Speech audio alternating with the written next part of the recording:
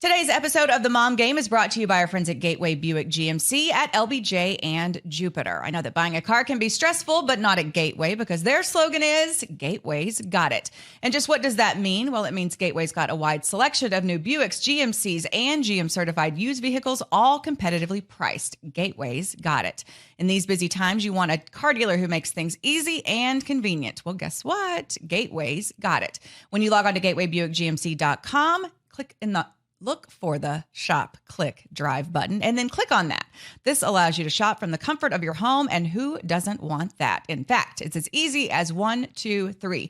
1, select your vehicle. 2, create your offer. 3, schedule your delivery. And on top of all this, Gateway Buick GMC offers complimentary car washes for life, you guys. So when you want a dealer who has it all, Gateway's got it.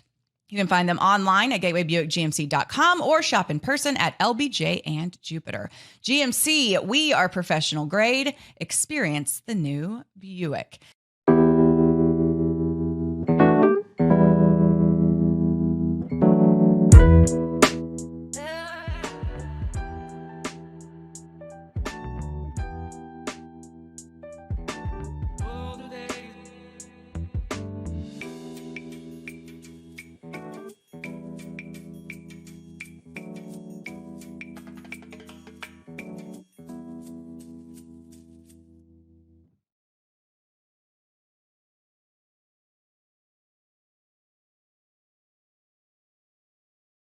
And welcome into episode 126 of The Mom Game.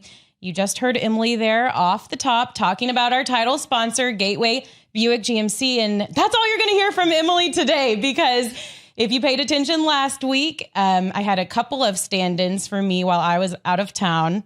And now I have a stand-in for Emily while she wraps up a series with the Rangers in Houston. Today with me is the one and only Gina Miller. Gina! Oh, my June 4th twin. Yes, June 4th twin. That's right. A little No, you're not. A little older. But none of it matters. I've decided none of it matters past like 30. I agree. You know, like Emily always is giving me crap because she's 7 years older than me or something. I'm like, it doesn't matter. Yeah, no. None of it matters. Until you hit 50. I'm kidding. That's the one that's kind of like creeping up.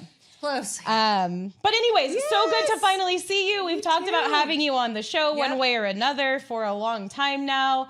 So I'm just so glad that you can visit with us today, and you're straight off of a late trip, right? Tell us a little bit about what you're doing now with FC Dallas. No, thank you so much for having me. You've been such like everyone, such a big fan of the Mom Game podcast and love listening to you. Thank you. Emily and Julie are just such good friends as well. So I work for FC Dallas now, working in the media and communications department. And literally, I'm a little sleep deprived because we arrived about 1:45 this morning from the MLS All-Star game in Minneapolis. Okay. We had two of our players, Jesus Ferreira and Paul Arriola, play in the game last night. And Paul Arriola did find the back of the net, although there was an MLS All-Star who was offside, but so it didn't count, right? Damn offside. Jesus Ferreira who's having just a remarkable season in Major League Soccer. He's one of the leaders in the Golden Boot race, just really killing it. The FC Dallas homegrown joined his father in being the only father-son duo to play in an MLS All-Star game. His father, David Ferreira, played for FC Dallas, played in the 2010 All-Star game down in Houston. Jesus played in the 2022 All-Star game in Minneapolis last night. So you know how this goes. So we're all in the field after the game, doing post-game. Everybody's taking selfies. We're chest bumping. We're having so much fun. And we got a plane to catch. So after we got our interviews, who's the bad guy? You. Gotta go. And they're like, we didn't get the good selfie we want. So were you on that cool plane again? Because we did share a private jet experience. As weird as that sounds one time that we'll get into. But did you get to go on that? Y'all travel well. We did, for those experiences, for the special experiences, because the guys, we have a game on Saturday against San Jose. So the guys had to get back. And you know how this goes. They had to regenerate today. They have to train tomorrow. So they had to get back, refresh, because they had a full week, and the guys were actually fresh off of a 6-game road trip in the Pacific Northwest where they played Portland and Seattle. So Jesus and Paul have been out of town for about 11 days. So they had to get home. And there was really no taking a commercial flight home. So we get home at 1:30, and I joked before we went on the air, I am sleep deprived and I have wine. Cheers. Can't think of anything else better for for the next few minutes or so. Sometimes I feel like if you're sleep deprived, like who cares if you add some wine to the mix? Things are already going to be weird, so you might as well have a little bit of wine. And I've got a meeting at 2:00 today. You're going to be rocking and rolling. It's going to be the best meeting ever. Yeah. Oh, you're going to kill it at that meeting. Yeah. So I do want to talk more about FC Dallas and your career and everything that you've done. But first, I have to mention the avocado in the room, if you will. Take it. The elephant in the room, this guacamole. Our good friends at Yo Quiero are sponsoring this show, which is actually a back to school show. We will talk about our children going back to school and all that entails. But the main thing we want you to know, and if you've been listening, you know that we have a really good friendship with Yo Quiero. They're wonderful people. They have so many delicious products that I basically only eat Yo Quiero now when it comes to guacamole and salsa, queso, all of that. But the main thing we want to talk about with back to school being here is these little guac and avocado minis. As you can see, they are small. They're perfect for a kid lunch or an adult lunch. Obviously very healthy, a healthy option for your kids. They do need to be cold. So if you are using these to pack, remember that you have to have a cold pack in your lunchbox, which you probably do anyways. Or the minis can be frozen. And then by the time that lunch rolls around, they'll be thawed and ready to eat. Of course, this guacamole is healthy. It's made with 100% Hass avocados, no artificial ingredients, hand scooped, small batches, all avocados and spices. It's a Texas-based company. We love that, Gina. Always ripe, always ready. No guesswork with their avocados. Now, I have a funny avocado story. So avocado walks into a bar. Haven't heard that one before. An avocado walks into a bar. I eat broccoli and avocado packets every single day for lunch because it's so easy and it takes the decision fatigue out of what am I going to have for lunch. Yeah. So every day I take one of those to the office. Okay. Every single day with a full Ziploc bag of broccoli. That's my lunch every single day at the office. And it's easy. Like easy. I'm always in need of easy, quick, healthy things for me and my kids. So these are perfect for that. You can also see there we have, I think it's the avocado spinach artichoke dip.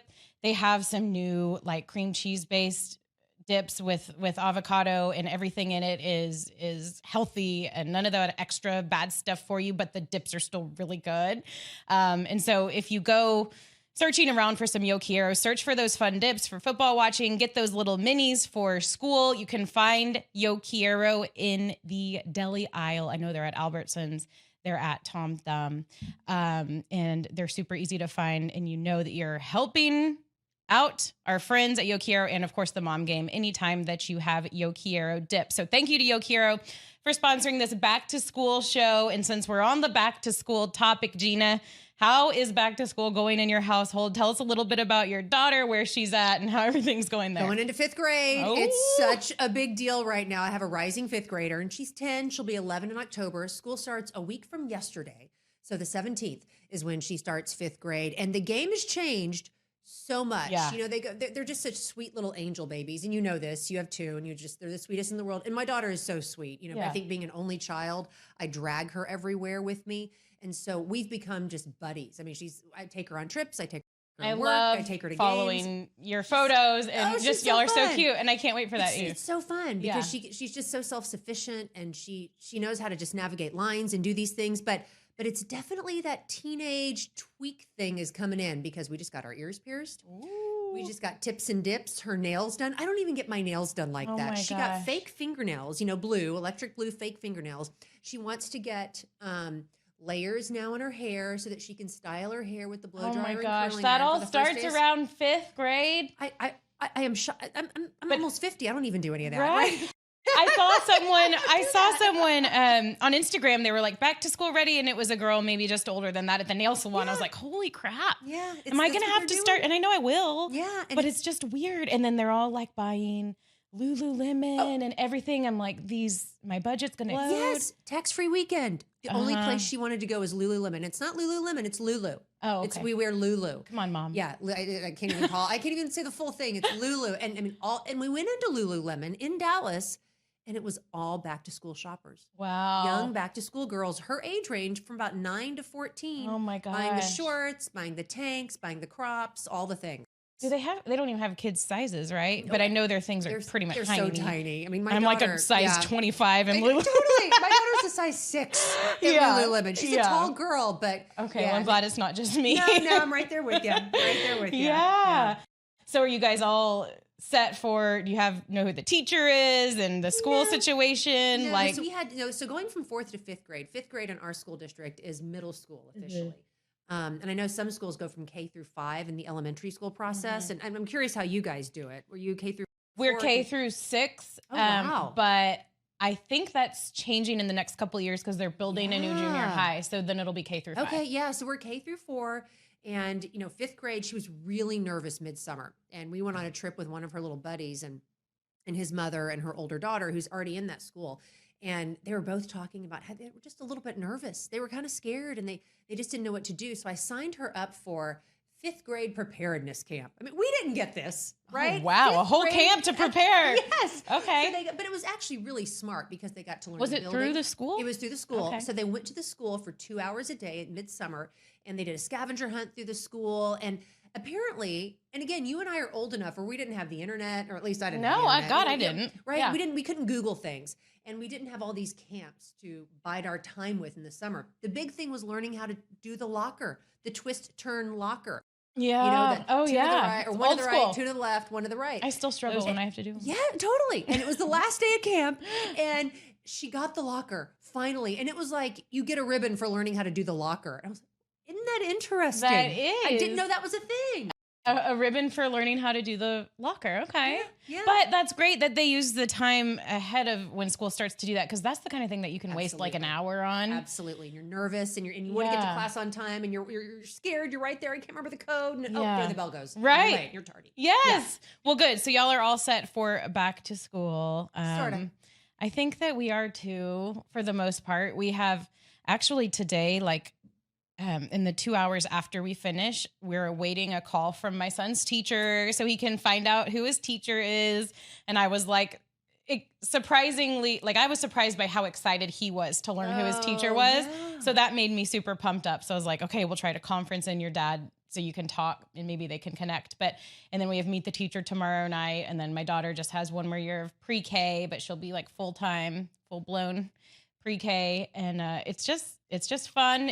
It's crazy. I'm feeling very ready. That's one of the things we'll talk about. It's just when you do work and then you have the kids home in the summer and I'm more flexible to where I can be at home, but then you don't get anything done. No, this summer, and it's crazy because the summer I feel like I had to take out a loan just to pay for all the camps and the people to help shuttle her around and do all those things. And now that we're entering 5th grade, which is a different schooling system, I'm struggling with, I work in Frisco. I live in Dallas and I work in Frisco, and that's anywhere from a 25 to 2 hour drive, depending on traffic, up and down the tollway. And she used to do aftercare, but aftercare isn't really a thing in elementary school. And now she's playing soccer.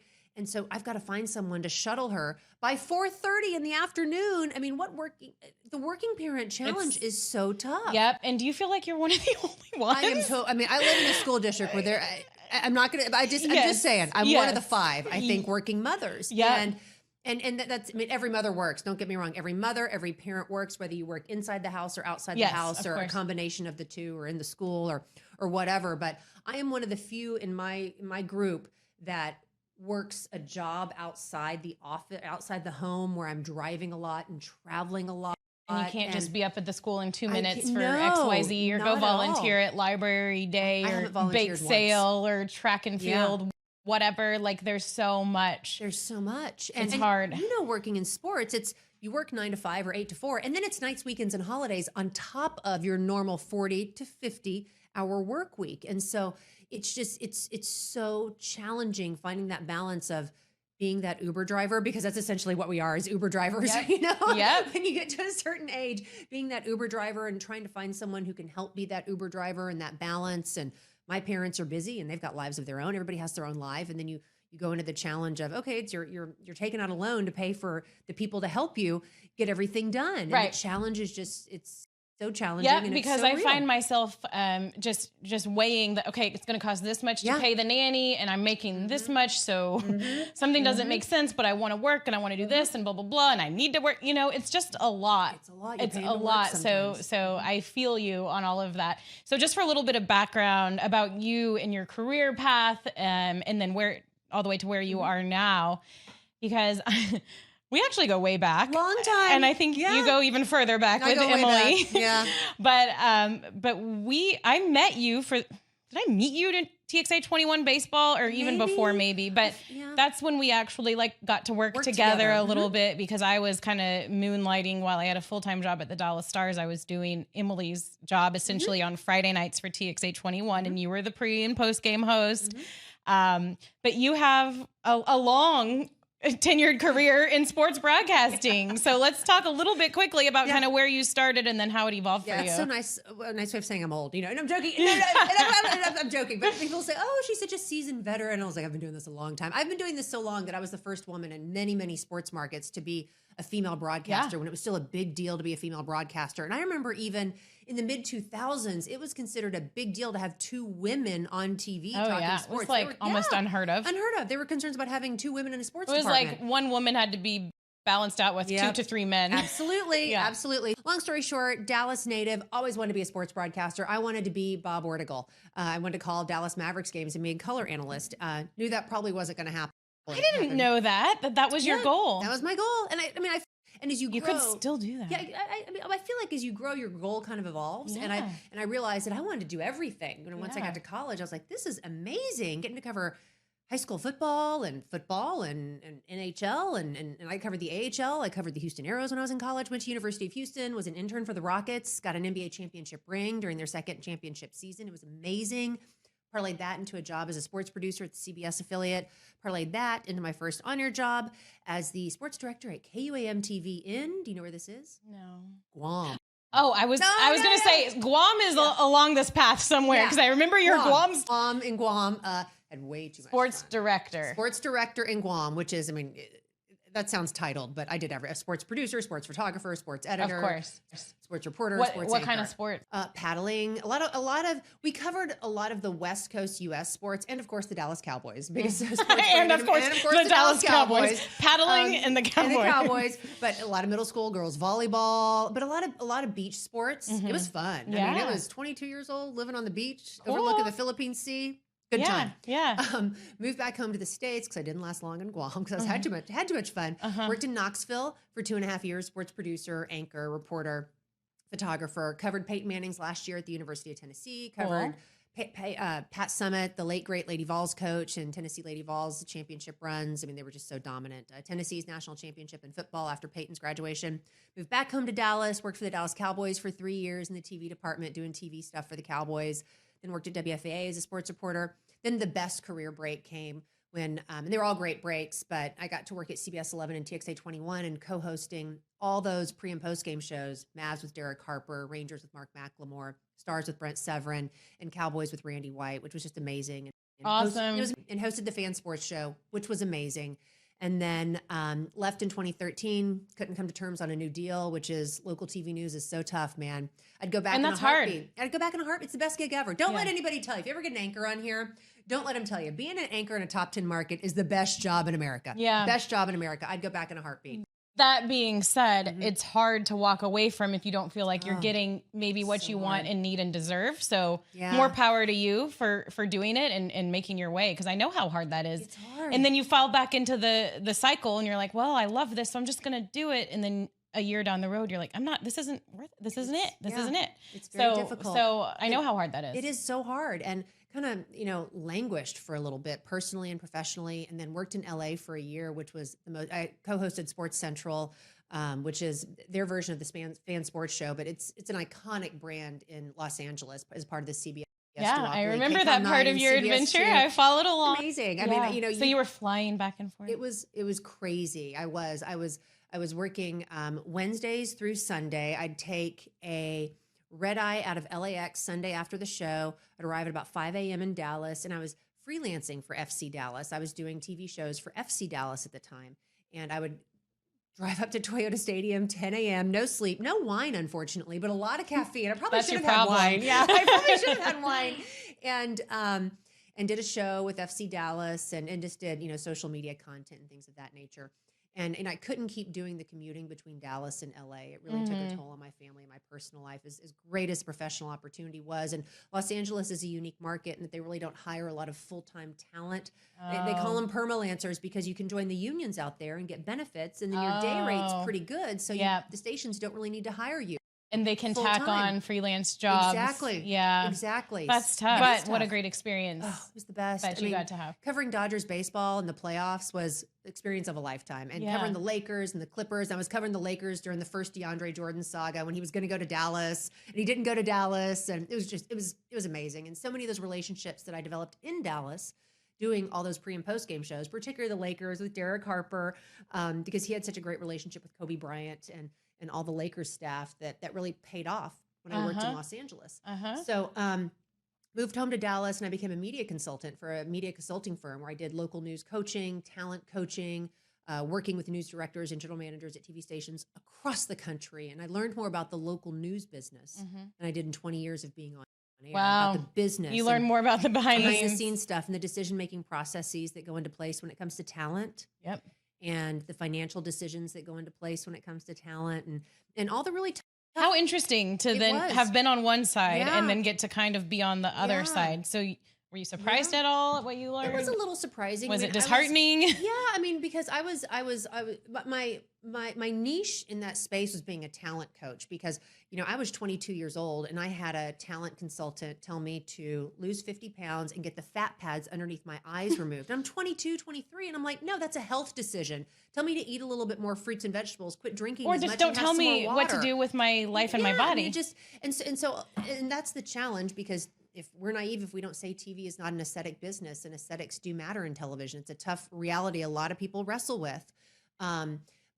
But I think my strength in working as a local news coach was that I had a lot of people tell me ugly, ugly things. And so I could be really diplomatic and be a very positive coach to anchors across the country, from network news anchors to reporters coming out of University of Missouri and Tupelo, Mississippi. I really did a great job there, and I learned how to. That sounds arrogant, but I think that was a strength of mine. That's important because a lot of times you don't get that positive influence and that person that's going to tell you like what you actually need to hear for maybe your confidence, which goes a long way in a broadcasting career. And I would have loved to have had somebody coach me with constructive, positive feedback rather than that negative appearance-based feedback. And so that was what we really focused on. But at the end of the day, I will share one story that was just so enlightening. And there were a number of stories that were enlightening. There was a news director in a market who was looking for a traffic anchor. And I knew of a traffic anchor who was so talented. I mean, a very, very talented person who understand the nuance of doing traffic, about finding landmarks and alternate routes during the high traffic times, because it's such an important role in local TV news. And that traffic reporter or traffic anchor plays such an important part in my life every single day when I'm trying to commute around North Texas. And that's the same for every community across the country. And I recommended a wonderful talent to this particular news director. And the news director said, yep, I looked at her tape and she's great. I'd really like someone who looks like this. It was an aesthetic-based response, and the person was a little bit more buxom and a little bit more stereotypically. I'm like Veronica Corningstone-ish, Tits McGee. They wanted Tits MGee. Plainly put, you can beep that if you need to in post. They wanted Tits McGee as a traffic anchor. I think they all want Tits McGee sometimes. Yeah, it's tough. It's tough. So FC Dallas came calling. And they said, help us. And it's been incredibly eye-opening and incredibly enlightening working for a team again, because it is, working in sports media as an anchor is great because it's kind of shift work, right? I mean, you're covering morning skate, you're covering shoot around, then you got to host a show or anchor a show in the evenings. But here, we're really strategizing every single day. You're a part of everything. Everything. Probably. Yeah. We oversee broadcast, we oversee digital and social, and we oversee public relations and media relations positioning for FC Dallas, our minor league team, North Texas Soccer Club, as well as the National Soccer Hall of Fame in Toyota Stadium. And we're involved in the World Cup. Dallas is a World Cup host city, the Dallas 2026 process. So it's a great time to be involved in soccer in this country because if it's a stock, there is a ton of room to run, and we think it's on the upswing. But it is all encompassing, and it's great because there's so much opportunity to grow, and we have a long way to go to get to where we need to be. But I think we're tracking and trending in that direction. Awesome. Do you miss the TV part of it, or are you at a place now though? Oh no, I'm vapid and narcissistic and shallow. I'd go back on TV full time in a heartbeat because I mean it's just fun, and I think it's the Gemini. Yes, yes. It's just the Gemini. Yep. I joke that I'll do anything for a camera and microphone, but there's real personal satisfaction in working with other people, whether it's our players, our ownership, our executives, and helping them get to a point where they're comfortable going on camera, or they're comfortable giving a presentation to FIFA, or to a group of Japanese executives, which we did with our team president, Dan Hunt, a few years ago. There's real satisfaction in that. And we have such a great group of athletes that we work with who come from all over the world, truly. And having someone whose language is not English kill an interview is just the most professionally rewarding experience. Helped with that. It's wonderful. And probably more so than ever. So I feel like every sports team, like when I was doing reporting, all of that, like I love just connecting with the players and trying to sell their personalities in a way, trying to get people to understand like that these are normal dudes. Yeah. They just happen to be really good at this sport and make a whole bunch of money, but they're just normal dudes. And that was one of the things that I really loved about broadcasting. And when it was kind of like, we have sort of similar like situations where you have a goal and you want to be on camera and you want to work in TV, and you stair step, you get close, you maybe get there, and then like somehow it's kind of ripped away from you and it's hard. And when you talked about just being in a funk, like I did that. Like I was in a big funk after I wasn't doing the Stars games anymore. And that's what I had wanted to do. And it was all because of like management, and like someone's preference, whatever, ego, whatever you want. Objective business too. Yeah, you it's can be hard. someone who has great name recognition. I've seen this. And you could be someone who has great name recognition in a market, and people love you, and we know they love you, but they love you. But you have equity in the market, and you have great relationships, and the irony is you probably know more about the business and the market and the athletes, and you can provide more value now than you probably could a decade ago. Right. And yet the market just isn't there for you in that space because there are finances involved, there are budgets involved, and the money is the money many times. It's always about the budget. And then there are. Oh, I'm sorry. I like that. But then there's a lot of subjectivity involved with the broadcasting business. And I joked and I said I'm vain, shallow, narcissistic. It is not a vain, shallow, narcissistic business. It's a storytelling business, and I love telling those stories on multiple media platforms.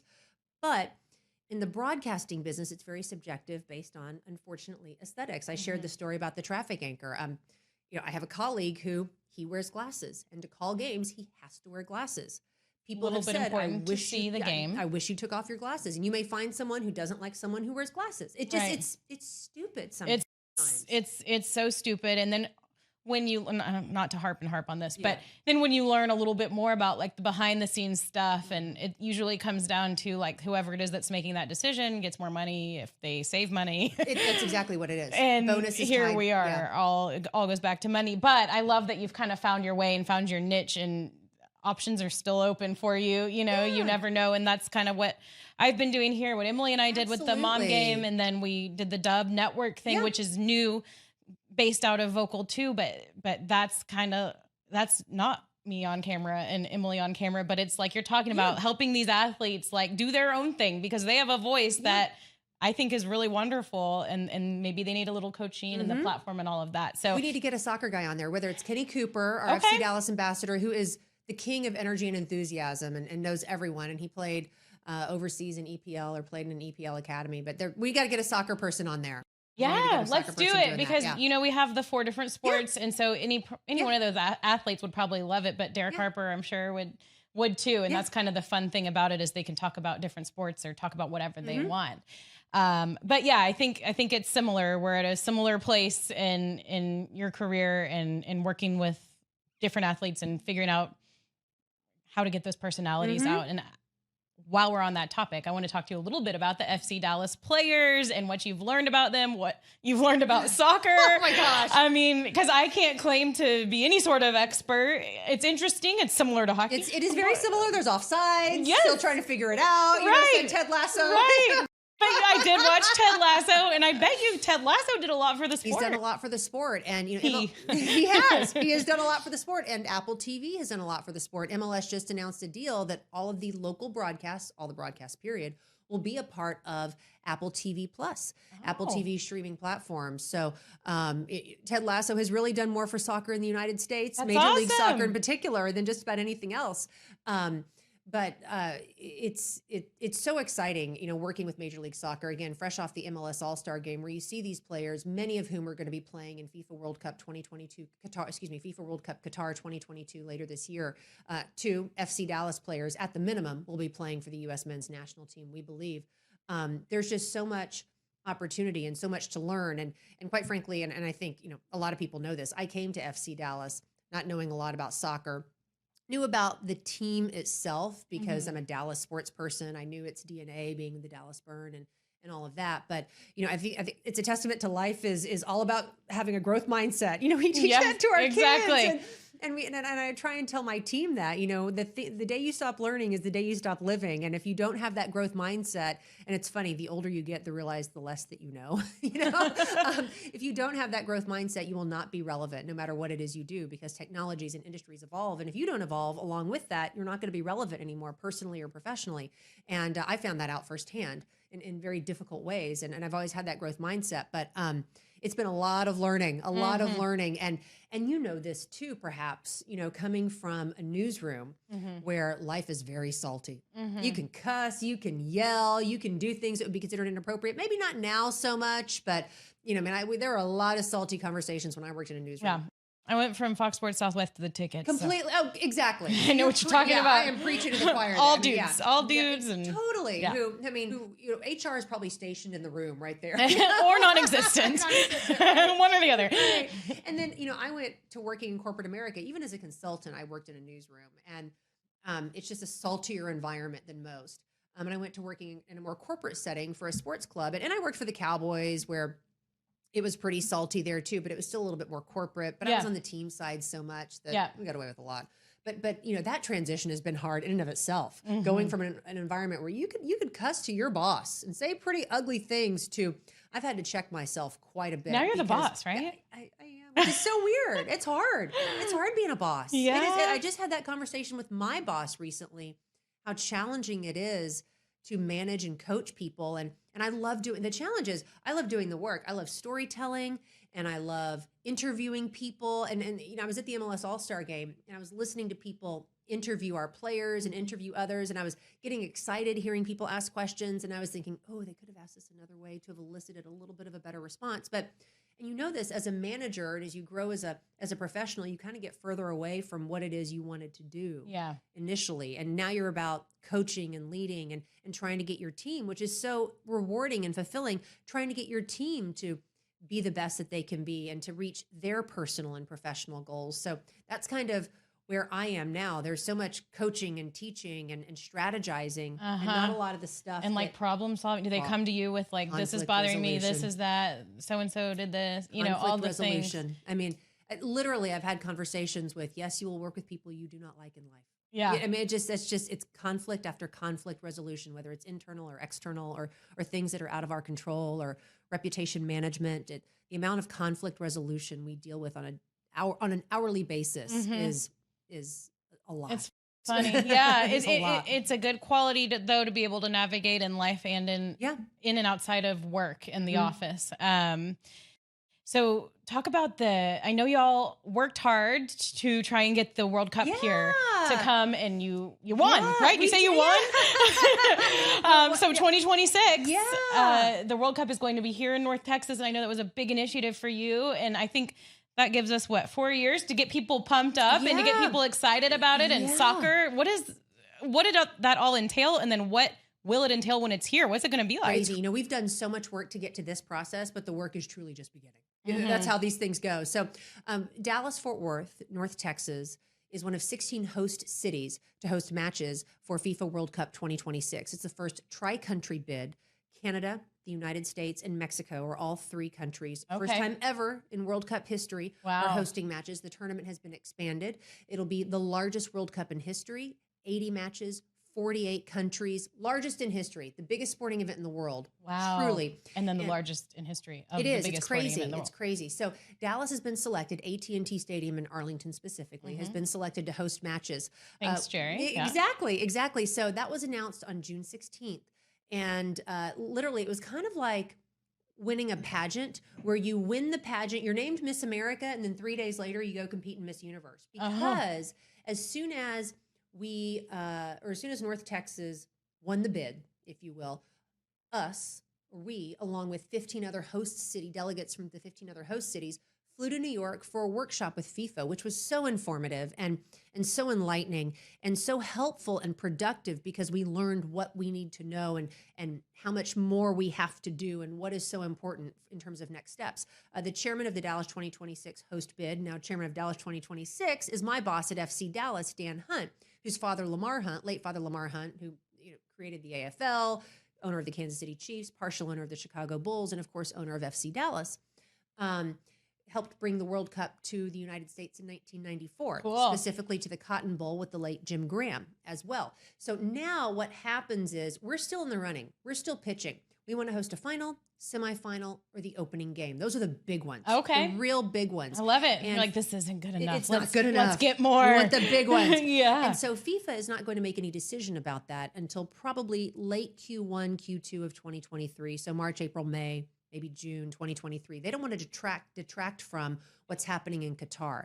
And the Qatar World Cup will start in the winter for the first time ever because the heat is so oppressive in the summer in the Middle East that they're moving it to the winter to make it just a little bit easier on the athletes, on the employees, on the staff, and on the fans who travel from truly all over the world. A World Cup is so unique because it's a generational experience. For many people, they save up every 4 years or maybe once in a lifetime to travel to that country for the World Cup. And the economic impact of one World Cup match is the equivalent of 4 Super Bowls because people stay in market a little bit longer. They stay in market a little bit longer, which is unique. They spend more money. They dine in more restaurants. They use more transportation. So they shop more. Great. It's a really for big Dallas. deal. It is. Yeah. But what's also unique is that, yes, we're doing some things. FIFA may have some more visits in terms of site visits to evaluate base camp opportunities and training venues. But, typically the World Cup would be maybe wrapping up right about now. What are we, August 8th? So just depending on the window, it might be wrapping up or we might be in the final knockout stage matches, which would give us the fall and winter to begin preparations for the next World Cup 4 years later. This World Cup won't end until December. Okay. So that means we're not going to really start preparing for the 26 World Cup until the beginning, middle of Q1 in 2023. That's really only 3 years. Yeah. Not a 4-year runway or a longer runway. So that window is contracted a little bit. But what's great about this particular bid is the majority of the matches that are taking place in the United States will be taking place in football stadiums. So there's not a lot of infrastructure build. That's good. So what typically happens is Qatar is announced and then they start building stadiums. Qatar built all these stadiums, which are air conditioned. Like the Olympics or crazy, something. Right? Yeah. And the venues necessarily aren't that sustainable because they're soccer specific and they just don't have that much stuff to populate those stadiums. Well, this is going to take place at AT&T stadiums, one of the most, one of the biggest revenue drivers in sports. Arrowhead Stadium is going to host matches. SoFi Stadium. Okay. MetLife Stadium. I got the good Stadium. ones. All the football stadiums. Lots of football stadiums, which are already It has to eliminate a huge task. a lot of, there'll be some renovations because they have to be retrofitted and renovated for a soccer pitch versus a football field. So there's going to be some significant construction, but not nearly as much as building an entire venue. So that is giving us a little bit of a head start, but there's still so much: office space, marketing plans, business development, bringing local organizing committees together, trying to get the groups of stakeholders within each market who are going to lead that charge for signing on sponsors, getting volunteers, getting staff, all the things that come with building the biggest sporting event in the world. It's crazy. And so who's doing all of that? That same committee? So we're working with a few stakeholders at FC Dallas. Monica Paul, who, we know Monica so well, the executive director of the Dallas Sports Commission, who is truly one of the biggest and most underrated superstars in the Dallas-Fort Worth sports market. Yeah, she does a show here. She does a show here, yeah. Mic drop. Yeah, she brought the Final Four. She's brought WWE, Super Bowl, NBA Final, NBA All-Star Game. I mean, she is just, she's amazing. She's amazing. So we work very closely with her. She's really leading the charge because there's so much liaising that needs to take place. And obviously the Dallas Cowboys are intimately involved because it's taking place in their venue. And Jerry Jones is such a big soccer fan now. I mean, I ended up watching the host city announcement with Jerry at the AT&T Discovery District's green room on June 16th. And it was just the two of us sitting there with one of my former colleagues at the Dallas Cowboys, Scott Purcell, the director of broadcasting. I remember Scott. He was shooting it. Yeah, Scott was shooting this. And Jerry and I are sitting there. We're like, oh my God, we kind of had an idea because FIFA had asked us to produce a video. So we recruited Dak Prescott and we got Clint Dempsey and Luka Doncic to shoot something for us. We kind of had an idea, but it was just still so amazing. And Jerry's so excited about it. And then we have to, and anybody who works in politics knows this, we have to work with 4 major cities, Fort Worth, Dallas, Frisco, and Arlington, to make this successful. And there are politics involved in each of those mayors, and their staff and their council members are amazing, but they have their own initiatives and own issues they have to really champion for. So there is a lot of liaising, a lot of diplomacy, and fortunately, everyone is so supportive of this. And Monica Paul just does such a great job of diplomacy and bringing everyone together along with Jerry and Dan that we feel very good. This is going to be just a phenomenal experience in North Texas, not just in 26, but in the runway leading up to it. Yeah. How did Jerry celebrate? Was it whiskey? Was it wine? Was it? We were there. I think there was a drink. I can't remember what color the drink was. He's a water drinker, drinks a lot of water. Water or liquor? I like it.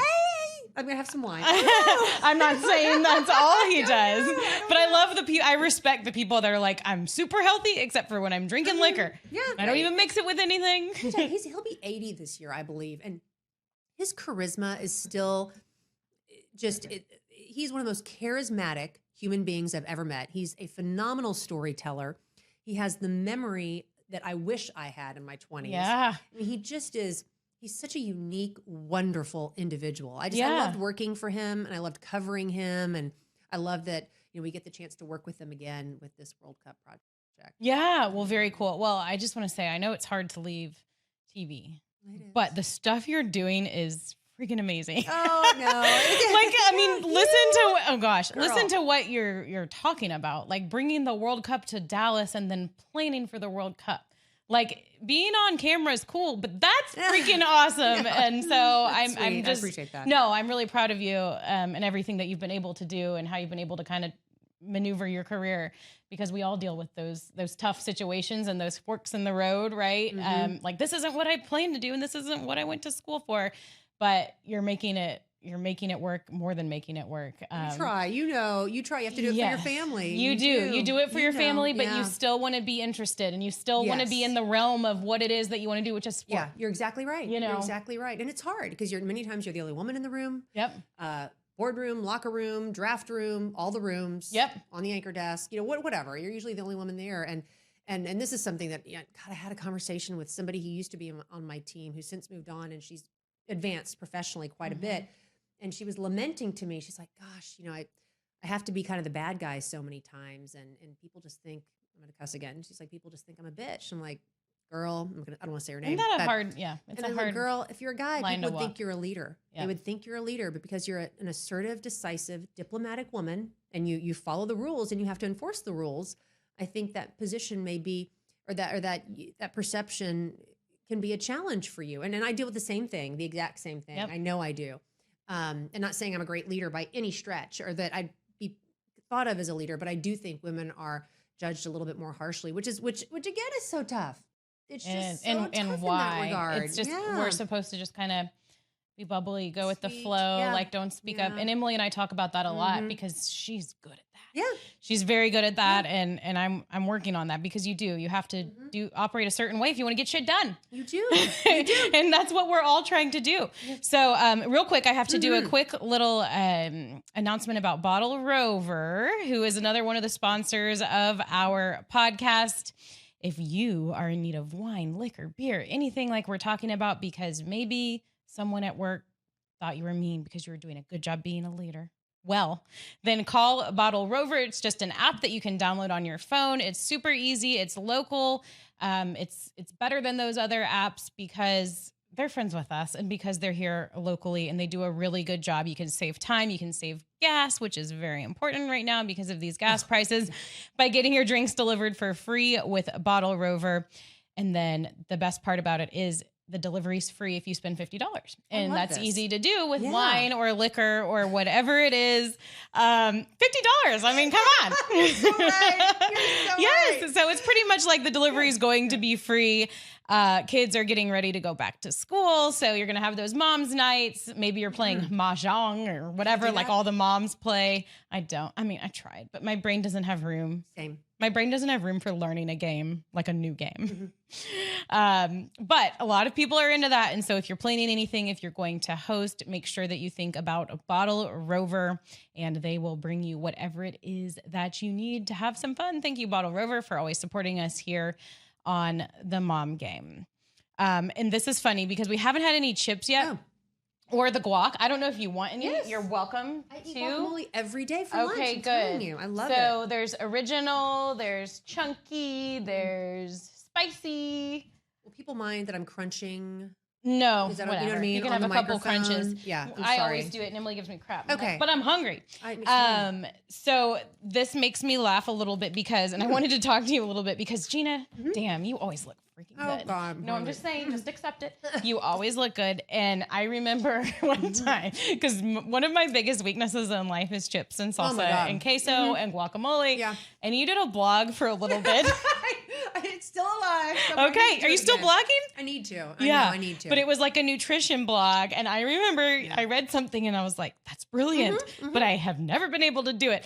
It was that you would like tear your chip. Yeah, it works. I'm telling you, if you're diligent, You would it tear works. your chip into like bites. Little pieces. And so instead of having like 3 baskets, you'd have like 10 chips. It works. I promise. Okay, but what about the dip situation? Like, you can't get that much stuff on your chip. It's true. I've been trying to do this ever since I read about it, and I'm like, damn it, Gina, I need like a basket or 2 or 3. I feel you. Especially when But the I chips love are so that. good. I mean, A for effort, and I'm glad that you can do it, but I can't do it. So you really just tear up your chips into small bites. Because it's just the taste, it's just the taste. But also another tip, and again, that's why I do broccoli and guacamole every single day. The broccoli, you can just have a big honkin' chunk of broccoli. You got in it. your guacamole and just pop it in there. But, and this sounds really crazy.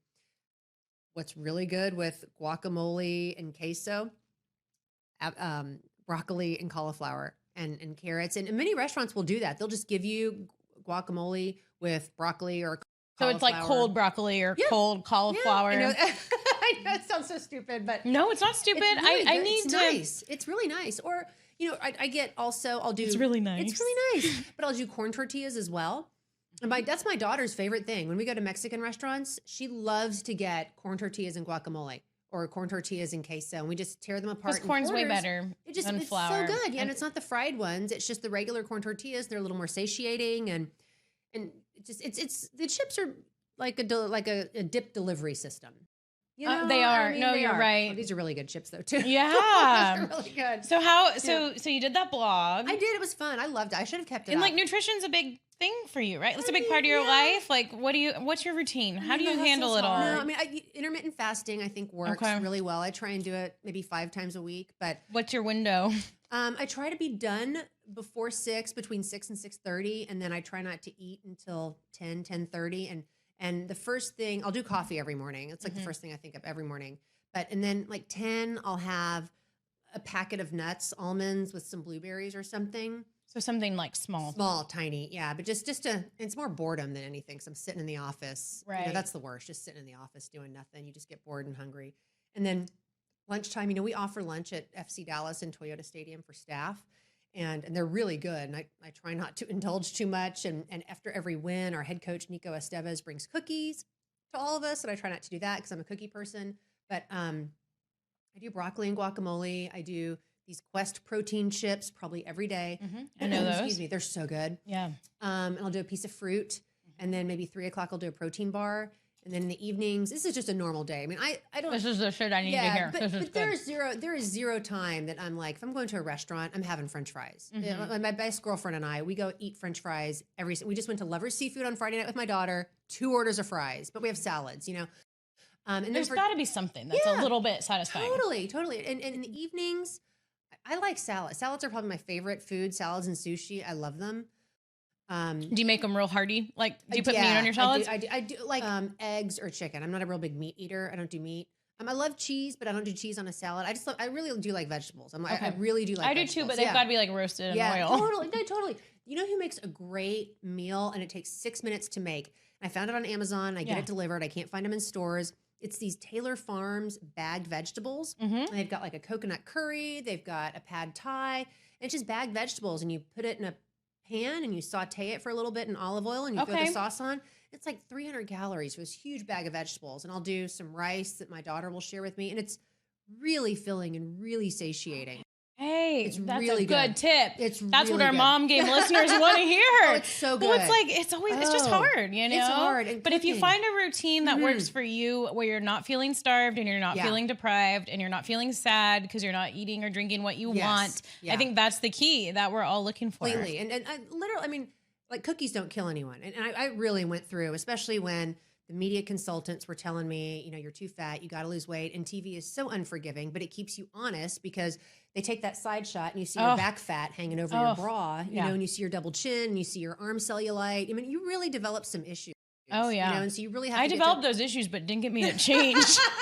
No. I've just got the issues and I've still got the extra weight. No, you look amazing, Julie. No, you're sweet. But you know, I mean, as you get older, I believe this. I mean, it just, I have to eat well to feel well. Yeah. And I exercise a lot. I just, more for the mental than anything. Yep. I mean, I do 30 minutes a day or I walk about an hour a day. It's one of the two. I'll do a 30-minute weightlifting thing. Like in the morning? Yeah. YouTube stream it or at night at like 8:30 when my daughter's done with school stuff because I can't really get out in the mornings. We leave at 7:30 in the mornings. You know how that goes.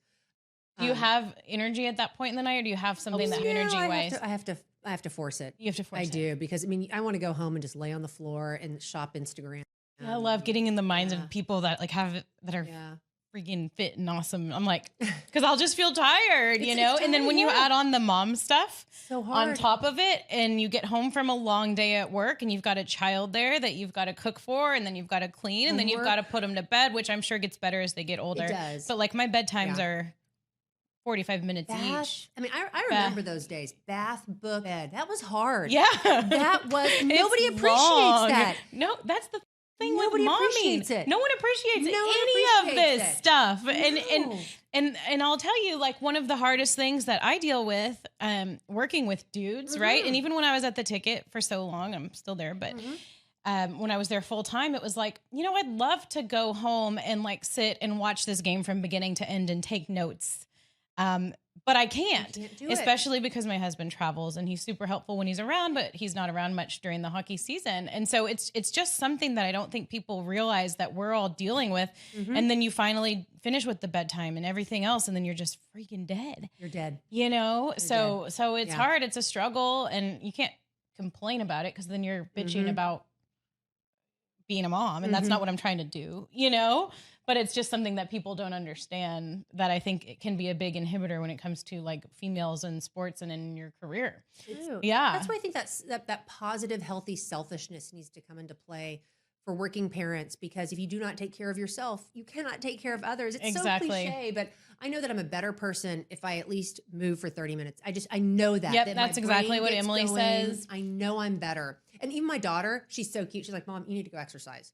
And I literally don't do it for physical fitness. I do it for mental clarity and strength. She's like, Mom, and I have this little stair stepper in my house during COVID. You know, I bought little cheap things on Amazon to try and get through. Yeah. I have this little stair stepper where I'll just watch TV and shop for handbags. You know, I mean, but it gets the blood flowing. And but now I'm at the point I just like to walk. it's the older you get, the less. Well, you do. and they say, I mean, especially if you have a healthy diet, walking is like all you need. That's the best thing that you can do.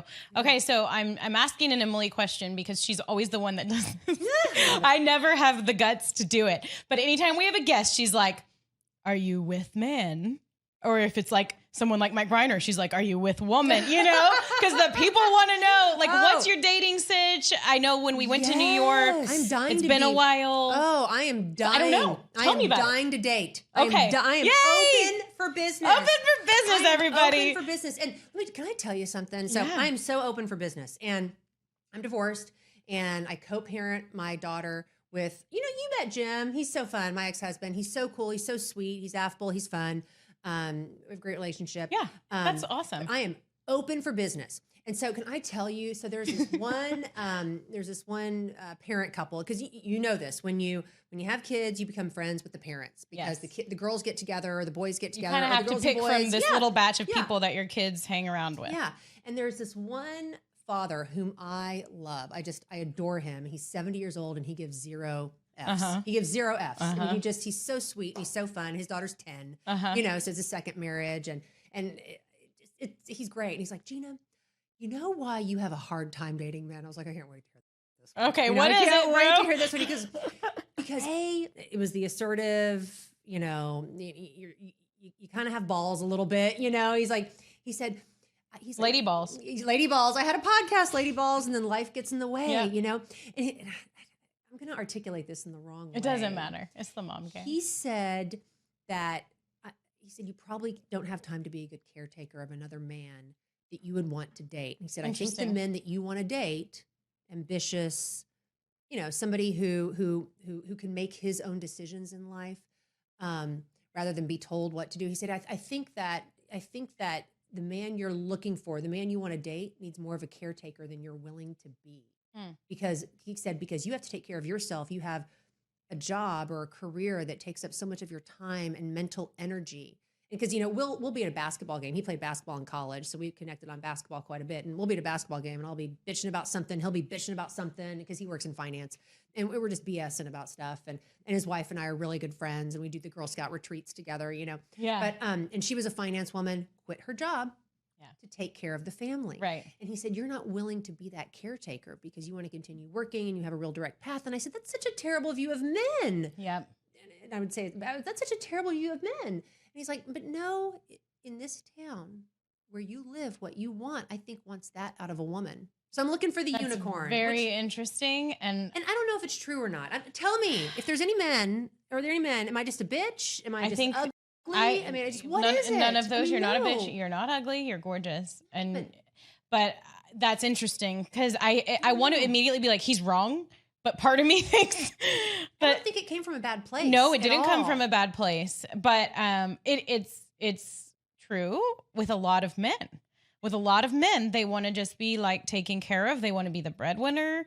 They want to have you make sure that something's ready for them when they come home from work, and that they don't have to do much kid shit. And I'm not talking about my husband. He's really great. Amazing. He's really great. Yeah. But he has to be gone so much. He has to be gone so much, and also I definitely get the comments every once in a while, oh, so-and-so is always cooking dinner, I'm not in a bad way, but he's trying, we struggle with that a little bit because it's the same thing. It's and Emily and I talk about this, and it's some moms, that's what they love. They love taking care of, they love cooking. It's amazing. They love having something warm on the stove when their husband comes home from work and making the best lunches and for their kids. And oh my God, so much power to them because that's important shit too. It's hard. And I don't have that gene. I don't either. Trader Joe's pre-prepared foods are what I do. In fact, even the cleaning gene that Emily has, I'm struggling. I'm so just because I grew up and I had kids means I have to become a maid 40% of the time, or I'm judged because my house isn't spotless. I'm not good at this. Yeah. If I have time, I want to be doing other things, not getting on my hands and knees with rubber gloves, cleaning, shit, literal shit. Right, literal.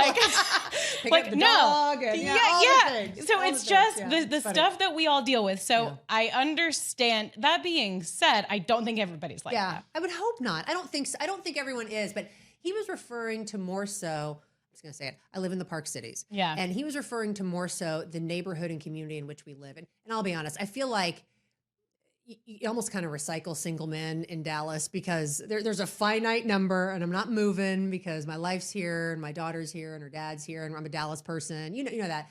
And I feel like you kind of have to recycle. Can I tell you a funny story? Tell me. So all my girlfriends are like, oh, you got to sign up on the dating sites. You got to do this, you got to do that. So I signed up on 2 of them. And I signed up on Raya first, which you have to be approved to go onto Raya. And one of our soccer players met his supermodel girlfriend on Raya.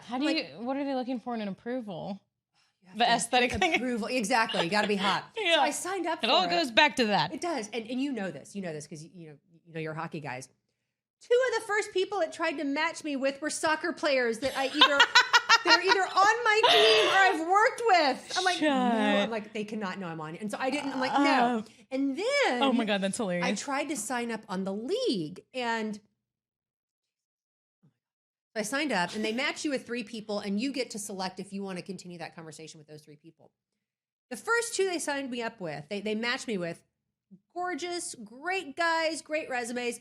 First one, the very high-profile, well-known ex-husband of a very high-profile, well-known woman in Dallas. There is no way I'm doing that and going out with that. I want to know. The second one is the brother of a girlfriend of mine I've known since I was 14. Oh my I'm like, gosh. If I wanted to date him, Like, I is would have the pool dated him. this small? Yes, it is. Yes, it is. It's Maybe that small. It's hard because I want to say maybe they're not on the apps, but then how do you meet them? Because I think the apps sound fun. I missed that whole phase. Right. Like, we just had to rely on meeting someone. Right. My whole goal was like at the bar. Like, I'll probably meet someone at the bar or at work or both. Kelly and I met at the bar and at work. That's the thing, working in sports media, and that's what I miss, because I'd go to and you know this, you'd go to games all the time. You'd be to Rangers, Cowboys, Mavs, Stars game. You'd meet so many Emily people. met Mike at a Mavs game. Absolutely. But you're still at soccer games. Yeah. Just different. I'm working. Okay. Well, I think, hustling. What? Like, I've always heard and said, it's like, you keep your head down and you do what you love and you don't change a thing, and that person will gravitate towards you. You know, maybe they're listening. I hope right now to the mom game. Yeah. No, it's going to happen for you. And it's like the best thing you can do is just like find a freaking job that fulfills you. And the daughter, sweet little daughter, so much fun. So I know it'll work out, and all of it will work out. The career stuff is worked out. It's just been so fun to sit and chat with you. I'm thinking if there's anything we missed. I mean, there's so much we missed, but we got to do it again. Yeah, we'll have to do it again, and we'll bring on some of your buds from FC Dallas, because I want our listeners to learn about them and learn about the sport more. Our goalkeeper, who is dating a supermodel, he'd love to come on. And then we just signed Sebastian Leggett, whose girlfriend is Becky G. A lot of people know Becky G and her 66 million Instagram followers. He is amazing, the nicest guy. I called him the day we traded for him before we announced the trade. And he's like, Gina, I'm so excited. Thank you so much for the phone call. I'm like, seriously? Cool. And I knew him. I knew who he was. I just didn't know how wonderful he was. And we just have the best guy. And Paxton Pomacall, local guy. Bring one of them on. And you can come too. Like, they'd love to.